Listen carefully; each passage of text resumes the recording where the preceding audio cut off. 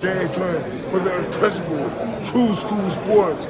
Let's go, baby. Bow! Be careful what you wish for because it can become a reality. Yeah. The untouchable True School Sports Empire proudly presents something the boxing game's been missing. Hey, what's going on? It's your boy BT. I came here to talk some boxing with the thousands of True School Sports subscribers. All right, so I had to come on here and comment on this because I found it very interesting. You know, Subriel Matias, after beating Alberto Puello to become champion again in his last fight, he pretty much said, look, man, Turki Al-Sheikh pretty much got in the ring and said, look, man, you're going to fight Dalton Smith. And it was assumed and presumed that it was gonna have to be over Turkey's terms in, you know, Saudi Arabia, right? And Matias, you know, he's a gentleman, he's a warrior and a gentleman. He said, look, you want an exciting fighter? I'm here. You want a fighter who's ready for the smoke? I'm here. You know, he gave the answer of a fighter who really just doesn't care. He'll fight anybody, anywhere, anytime, any place, right?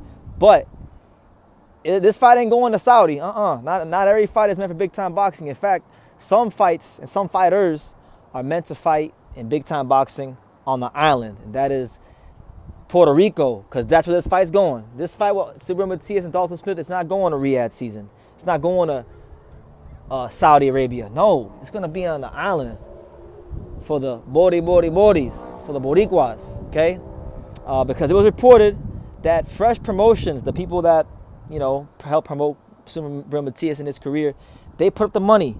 They won the purse bid. The purse bid was their winning bid was $1.9 million, and they won the rights to the fight. So guess what? When you win the rights to a fight in boxing for the purse bid, you can do whatever the hell you want to do. Yes, sir. Yes, sir. So with that being said, good for Matias, man. I think this is a chance for him to rewrite some wrongs because, you know, one of the worst nights of his career was on the island when he fought Liam Parle in Puerto Rico. And Liam Parle, at the time, did what many people thought was the unthinkable and actually outboxed him. And it wasn't a great performance. It wasn't like he did anything out of the norm. He just threw a couple of punches and just kept turning him and making him reset. And eventually and inevitably, he out-hustled him, right? And he outpointed him, right?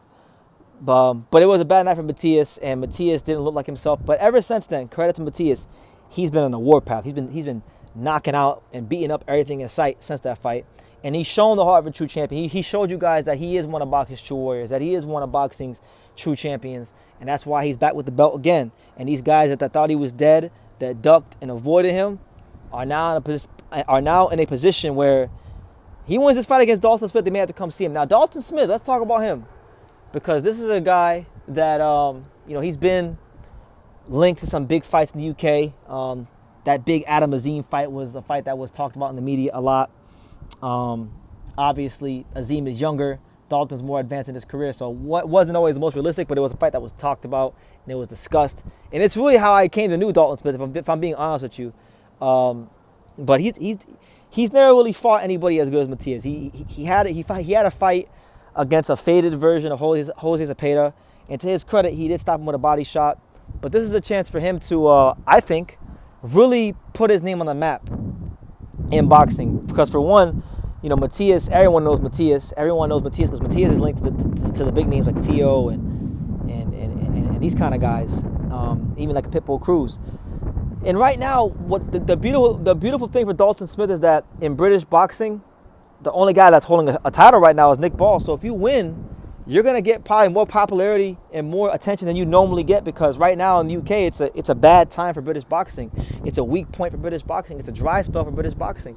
There's not really too much guys at the top of the sport from the UK right now. So a win here for him, it puts him in a whole other stratosphere and it puts him in a whole other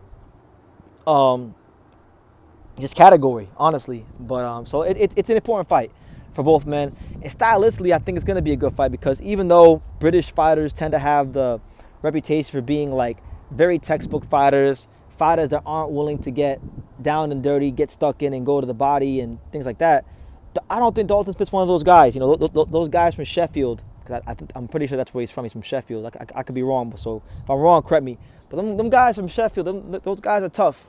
And, you know, he's gonna need every last ounce of toughness possible because Matias knows how to put punches together, and he's a volume puncher. I would say he's one of boxing's most dangerous and most premier volume punchers, but he's not without flaw.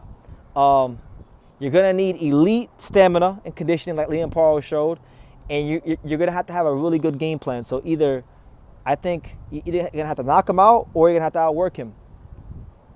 In Smith's case, I think the latter would probably be better because I don't think he's going to knock out Matias, but he can punch. Like, I won't say Dalton Smith's not feather-fisted. He can punch, but I think if the knockout comes, it comes. I don't think the best course of action fighting a guy like Matias is to load up and throw a bunch of big shots, because if you miss or they hit the gloves or they hit him and they don't do anything, you know, you're wasting energy and you're playing right into what he wants to do. So I think this fight for Dalton Smith's going to test everything he's learned as a pro, as far as like taking your time, patience, composure, managing your stamina, because if you don't do these things properly, you will feel it in the middle and the latter parts of this fight. And I think Matias is going to have a point to prove this fight, because the last time he fought in Puerto Rico in a big time title fight, he lost and he disappointed, and he gave people that thought he was a hype job and not as good as advertised every reason to believe that and confirm their doubts in him.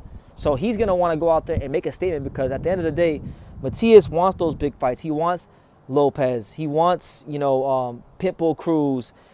He wants the big names, but he's not going to get those names if he doesn't go out there and become one of those fighters that people demand these names to fight. So that's what this fight is for him. And I like the fight. I think it's a good fight, even though I would like to see other fights, but it's not a bad fight. So, yeah, that's the news, guys. Fresh Productions wins the purse bid of $1.9 million for Subriel Matias versus Dalton Smith. What do you guys make of this? Leave your comments down below.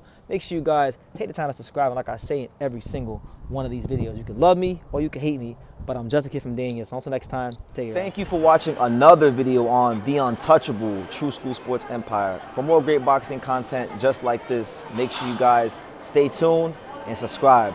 You won't be disappointed.